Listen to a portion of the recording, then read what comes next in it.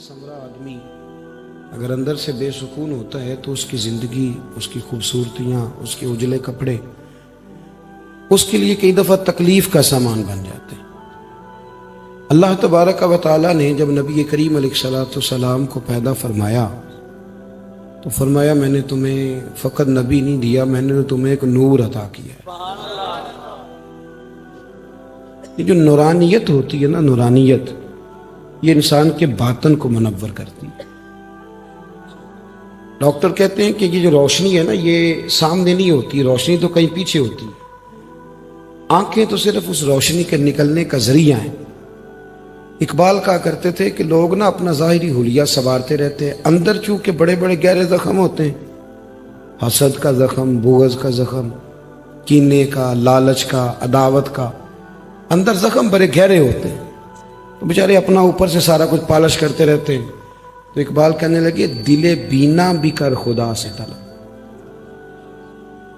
دیکھنے والا دل بھی اللہ سے مانگ، دل بینا بھی کر خدا سے طلب، اس لیے کہ آنکھ کا نور دل کا نور نہیں، آنکھ کا نور دل کا نور نہیں۔ اللہ کریم نے فرمایا قد جاکم من اللہ نور، تحقیق میں نے اپنے محبوب کی شکل میں تمہارے پاس اللہ کی طرف سے نور آیا ہے۔ نبی کریم صلی اللہ تعالی علیہ وسلم کے نور کامل نے پوری دنیا پہ روشنی کر دی۔ نبی پاک صلی اللہ تعالی علیہ وسلم کی نا تبلیغ بڑی میٹھی، بڑی ٹھنڈی، بڑی خوبصورت،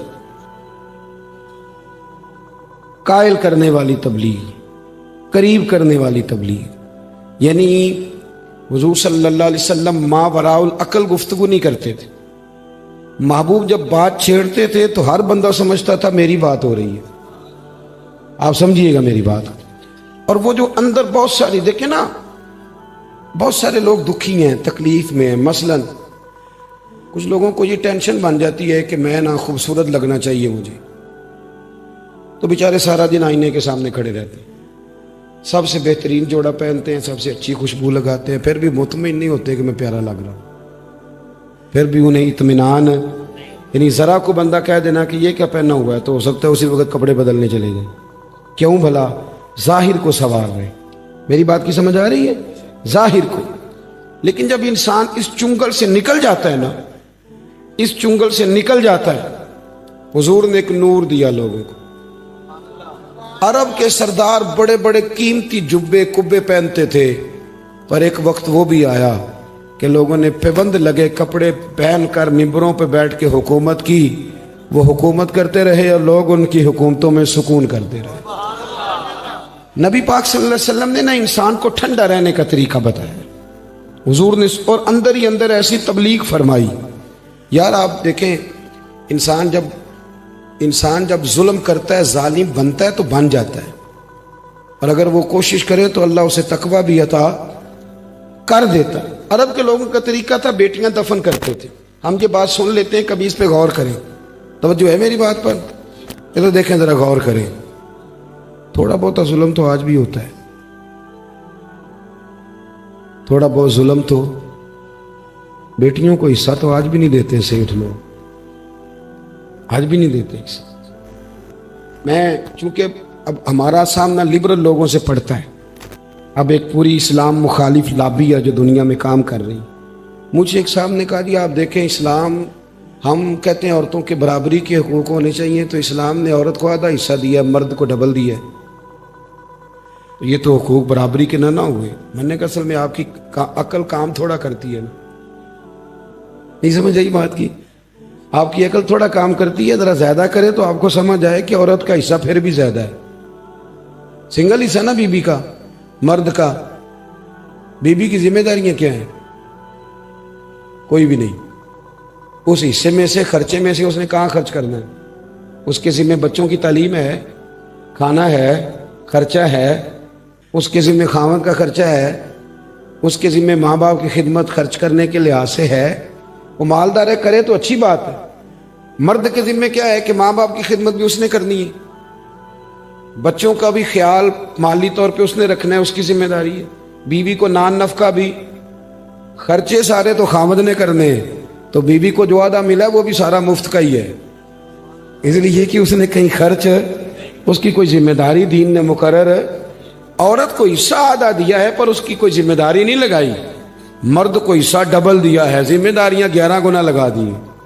کرنا کرانا تو آپ سمجھتے نہیں. میں نے یہ جواب دیا تو چپ کر گئے.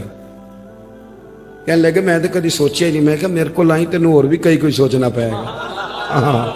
میرے پاس آنا, ہم اللہ کے فضل سے مصطفیٰ کریم کا ٹکر کھاتے ہیں. آپ آئیں ہمارے ساتھ بیٹھیں بات کریں, غلط فہمی کا شکار ہو جاتے. نبی کریم علیہ السلام نے انقلاب برپا کیا, اور نور والا انقلاب. لوگ سمجھتے تھے شاید گورے رنگ والے کی شان زیادہ ہوتی ہے. لوگ سمجھتے تھے شاید, ادھر دیکھو میری طرف, شاید گورے رنگ والے کی شان حضور انقلاب لے آئے. انقلاب. نبی کریم نے کالے سیاہ رنگ والے حبشی غلام کو کعبے کی چھت پہ کھڑا کر دیا. فرمایا بلال پڑھنا اذان, پڑھیں اذان.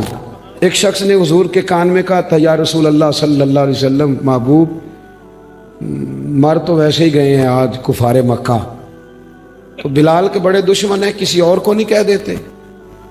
نبی کریم علیہ السلام نے فرمایا بدر میں تلواریں چمکے تو اذان بلال پڑھے, احد میں پتھر برسیں تو اذان بلال پڑھے, مارے کھانی پڑے تو یہ پڑھے, تو آج اللہ عزت دے تو کوئی اور پڑھے, کوئی نہیں پڑھے گا. چل بلال چڑھ جا تو کعبے کی چھت. یہ انقلاب ہے یار. انقلاب اس کا نام نہیں کہ آپ غریب کو امیر کر دیں, یہ انقلاب نہیں. توجہ ہے میری بات پہ؟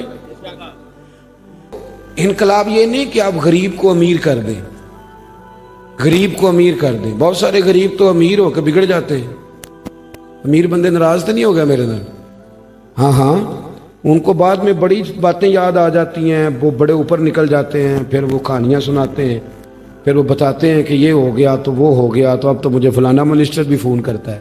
وہ تجھے نہیں صاحب فون کرتا, وہ تیری جیب کو فون کرتا ہے. غلط فہمی کا شکار ہے تو. تجھے فون کرتا تو پہلے کرتا, تو جیب کسی کی بھی ہو لوگ فون کر لیتے ہیں. نبی پاک صلی اللہ علیہ وسلم نے دنیا کو یہ انقلاب نہیں دیا کہ غریبوں کو امیر کر دو, بلکہ نبی پاک نے فرمایا غریبی کو اتنی عزت دے دو کہ لوگ غریبی میں فخر کرنا لگ جائیں. انقلاب اور چیز کا نام ہے. غریبی کو عزت دے دی میرے نبی پاک نے. توجہ ہے میری بات پر؟ کس چیز کو جی؟ تھوڑا بول کے بتائیے. غریبی کو نا حضور نے عزت دے دی. حضور نے غریبی کو شان دے دی. میں غریبی کو شان دے دو. غریب حضرت ام ایمن, نبی پاک صلی اللہ علیہ وسلم کو پالا انہوں نے. حضور کی رضائی والدہ تھی بڑی غریب. جب نبی پاک طبقات ابن سعد میں موجود ہے, جب رسول کریم صلی اللہ علیہ وسلم نا ہجرت کر کے مکہ منورہ سے مدینہ طیبہ تشریف لائے نا, تو انصار مدینہ نے اپنی بہت ساری جائیدادیں مہاجر بھائیوں کو دے دی تھی. جب خیبر کی زمینیں فتح ہو کے آئیں نا, خیبر کی زمینیں, تو حضور صلی اللہ علیہ وسلم نے فرمایا تم یہ رکھ لو اب, اور اپنے انصار بھائی کی زمینیں واپس کر دو. وہ بھی بڑے پیارے لوگ تھے, انہوں نے کہا حضور وہ بھی ان کو دے دے اور ہمارے والی بھی ادھر ہی رہنے دے. لیکن محبوب نے فرمایا نہیں, تم اپنی لے لو. حضرت ام ایمن کو بھی ایک باغ ملا ہوا تھا, تھی غریب. توجہ ہے میری بات پر؟ چھوڑیں جی موبائلوں کو, آج تو ہمیں دیکھیں آپ. نبی کریم صلی اللہ تعالیٰ علیہ وآلہ وسلم نے نا ان سے بھی کہا کہ اماں جی آپ کوئی اور باغ لے لیں تو وہ باغ دے دیں. غریب نہیں تھی, تگڑے تگڑے تھے. انہیں حضور نے ایک آرڈر کے ذریعے کہہ دیا بھی واپس کر دوں, کبھی کر دیتے. یہ غریب تھی. حضور قریب گئے, اماں مہربانی کرو باغ دے دو. حضرت ام ایمن کہنے لگی میں نے تو نہیں دینا, مجھے تو پیار ہو گیا, میرا تو دل لگ گیا, میں تو نہیں دیتی. مجھے بتائیے نبی کریم علیہ السلام کا حکم ماننا ہر امتی کے لیے ضروری ہے, فرض ہے. لیکن وہ ناز دکھا رہی ہیں اس لیے کہ حضور ان کے ناز دیکھ رہے ہیں. وہ غریب تھیں, غریب کے کون نخرے دیکھتا ہے؟ سوال ہی نہیں پیدا ہوتا. کھانی یا تے کھا, السلام علیکم. وہ نکل, وہ تو تگڑا بندہ ہے, وہ مشورہ دے تو بندے وضاحتیں دیتے پھرتے ہیں کہ وہ نائی سے نمک زیادہ ہو گیا تھا فلانی سے. وہ تو تگڑا بندہ ہو تو ایسے بندے کرتے ہیں. مدرسے کے بچوں کو بلا لیتے ہیں تو کہتے ہیں 2 سپارے اور پڑھ لو, دیکھ لیٹ ہے. ہنسنے کے لیے نہیں سنا رہا بات, یہ المیہ ہے. 2 سپارے اور پڑھ لو, دیکھ. تو اگر ایم پی اے صاحب کے جو امیدوار ہو اس کی دعوت پکائی ہو تو پھر بھی دیکھ لیٹ ہوتی ہے. دیکھ لیٹ ہوتی ہے کہ امیدوار لیٹ ہوتا ہے؟ اسے کہا کرے نا تو دیر سے آیا تو لہذا جا اب دیکھ کھا لیا ہم نے. اس وقت تو کوئی ٹینشن نہیں ہوتی. ہم لوگوں نے نا غریبی کو اصل میں عزت نہیں دی.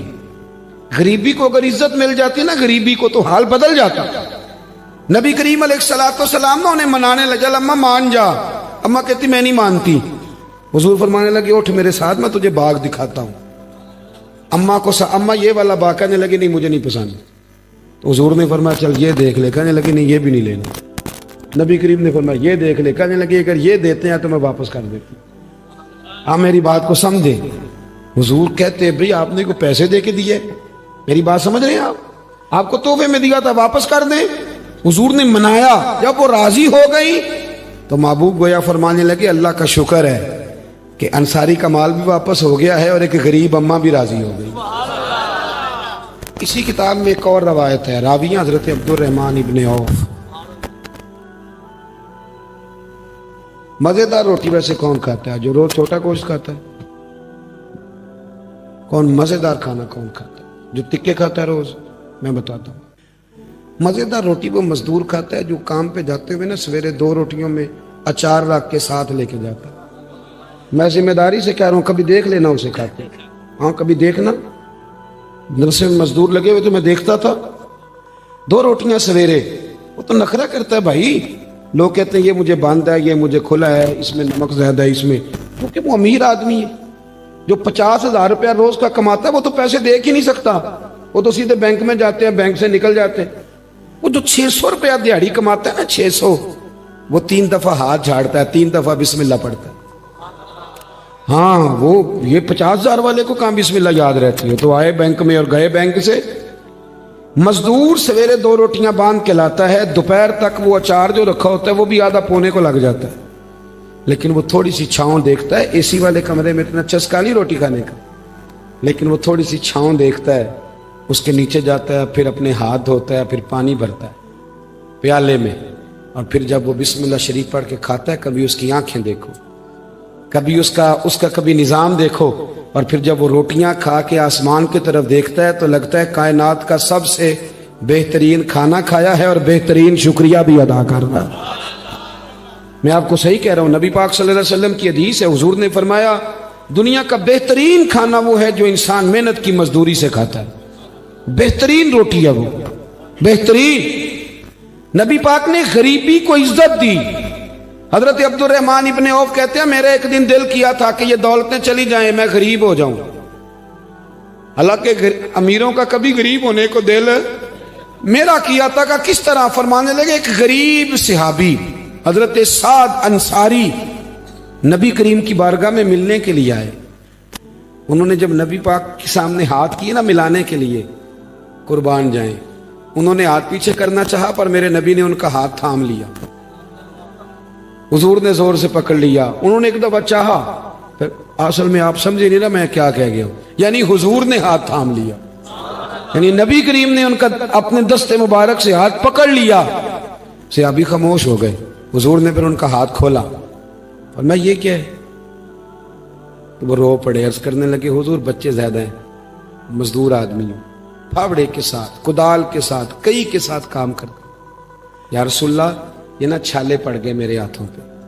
حضرت عبد الرحمن ابن عوف کہتے ہیں کائنات نے, دھرتی نے وہ نظارہ بھی دیکھا کہ جس رسول کے قدم چومنے کے لیے جبریل جھکے, اس محبوب نے مزدور کا ہاتھ چومنا شروع کر دیا.